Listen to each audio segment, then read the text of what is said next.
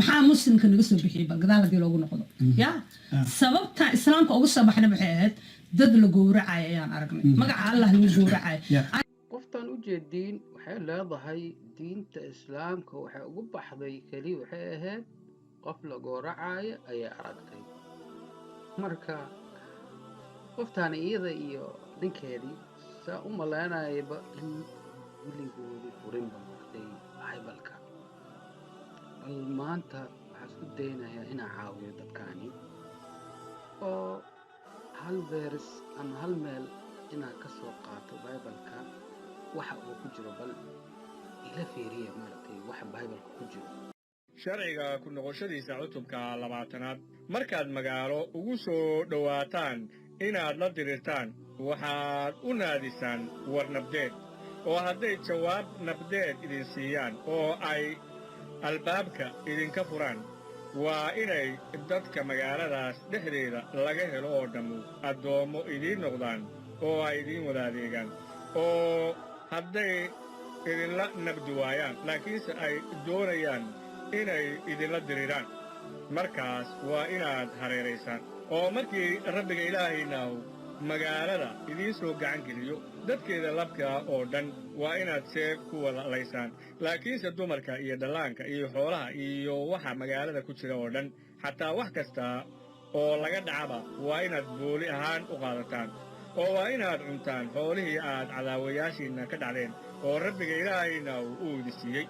oo sidaas waa inaad u wada gashaan magaalooyinka idinka fog oo aan ahayn magaalooyinka quruumahan laakiinse magaalooyinka dadyowga rabbiga ilaahayna uu dhaxalka idiin siiyey waa inaydnaan wax nool oo neersada dhexdooda ku reebin haddaba ikhwaani hadalkan waa hadalkii ilaahay weeyaan yaa way qofka lala hadlaayo waxaa lala hadlooyaa muuse iyo qoomkiisii marka waxaa lagu yidhi markaa magaalo u soo dhawaataan inaad la dirirtaan waxaad u naadisaan war nabdeed waa hadal fiican weeyaan haye hadday jawaab maaragtay idin siiyaan oo jawaabtaas tahay war oo maaragtay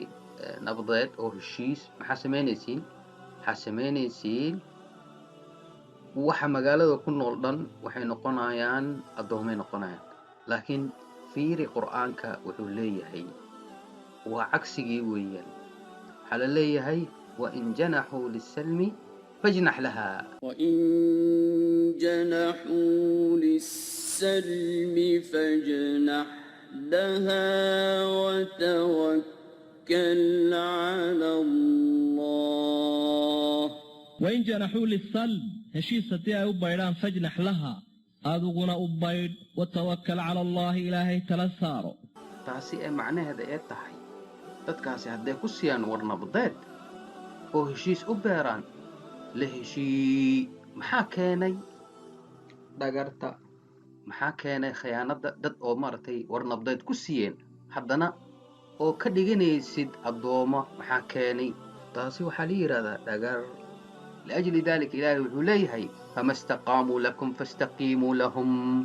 إن الله يحب المتقين فما استقاموا لكم فاستقيموا لهم إن الله يحب المتقين فما استقاموا انت توسايان لكم إذنك إذن توسيين وأيان دبات إذن كوين فاستقيموا إذن توسنادا لهم إياك إن الله إبوين يحبه جعليهي المتقين تدك إسلالية أي إبا جعليهي إلالية بلماذا وخيانية لغيرها قلينهم marka meesha waxaa ka cad kitaab wuxuu amrayaa ballamada ilaaliya dhagarna ha ku dhicina kitaabna wuxuu farayaa dadkaasi oo war nabadeed ku siiyeen oo ilbaabaha kuu fureen waxaa ku samaysaa dhagar khayaanay kulligoodii waxaa ka dhigataa addoomo marka daawade waxaa halkan ka dareemi kartaa farqiga u dhaxeeyo diinteena suuban iyo kitaabka Bible-ka taasi waa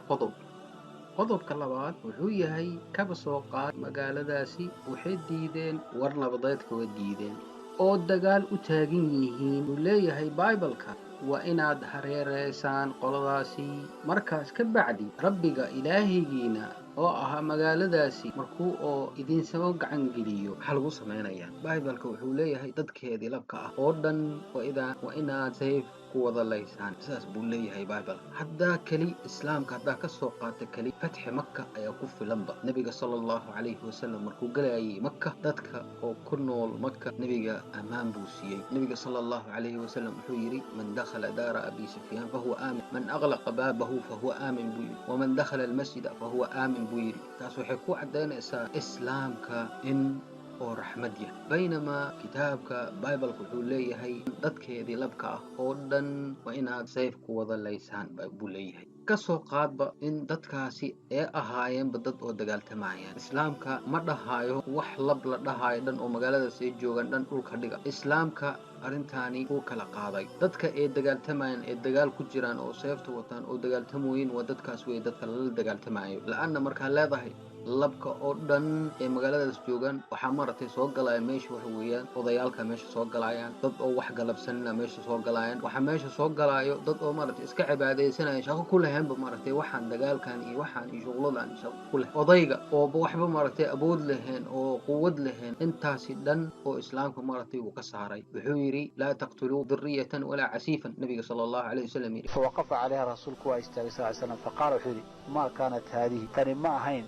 qatila mid dagaalantay qof dagaalamay maaha oo dil iyo waxyaalo geysanaye maxaa loo dilay faqaala liaxadihim wuxuu ku yidhi midkood qul lahu waxaa ku tidhahdaa laa taqtuluu hadilina duriyatan ilma carruura walaa caasiifan min dadka ijaar u ah oon reeraha ka dhalaninoo isagu dadkan dagaalka iyo dhibka wadaan hayna xoola raacis ka ahaa hadilina rawahu axmedu wa abu daawuud waxaana laga faa'iidaystay xadiidkani dadka aan la dilaynin hore waxaa lagu soo daray walaa casiifan sababtoo haayada dagaalka loo wado iyo dadka ujeeddada dhibka wada ee dagaalamaya ninkan kuma jiree iska xoolo jir weeye muhiimadiisu ay tahay xoolaha inuu raaco waxna ka qaato marka casiifka qofkaasaa la yidhahdaa soomaalida qaarna qawsaarka ay u taqaano waxaa kaloo laga faa'iidaysanayaa dadkaa sababka loo dili la'yahay inay tahay maa kaanat haadihi lituqaatil amaa ninka duuqa ahi waxaan leenahay ilmaha carruurta qofka dumarka walaa casiifan xadiidka oran kusoo marray ninka iska ijaarka qaadanaya isagu dan kale lahayn xoolihiisa cayrsanaya haddii la yidhi yaan la dilin ciladana xadiidka hore sida laga fahmaya aan nidhi maa kaanat haadihi lituqaatila wey qofkaas inuuna dagaalamaynin qof dhib iyo dagaal ku haya dadkana aanu ahayn ninka duqee gaboobay haddaanu dagaal iyo dhib ku haynin oo awood iyo tabarteeda aanu lahayn isna waa looga qiyaasanaya waxaa looga qiyaasanayaa kale ninka baabka uu ku sheega war ruhbaani uu yidhi haddaba walaa asxaabi sawaamici dadka suufiyada meelaha isaga jirayaan la laynin waxaa loo yidhi iyaguna dad dagaalamaya dagaalkana qayb ka qaadanaya ma aha waa ninkaaba duni iyo adduun iyo dagaalkee toona iyo cid adkaatay cid qabsatay aan dan ka lahayne duurkiisaa cibaada isaga jira baatilba ha noqotay cibaadadiisa aan waxba ka jirin oon diin saxa ku salaysnayna ninka haddaba maa kaana lituqaatila qaacidadii ahayd iyo cilladii ahayd baa ku rumoobaysa oo isna qiyaasan buu ku sugnaanaya saa hore usoo sheegnay marka daawada meesha waxaa ka cad farqiga weyn u dhexeeyo diinteenna suuban iyo kitaabka bibaleka bal islaamka wuxuu qabaa wax la yidhaahdo aadaab jihaad qofka oo muxaaribka ah ayaa waxaa loo sameeyey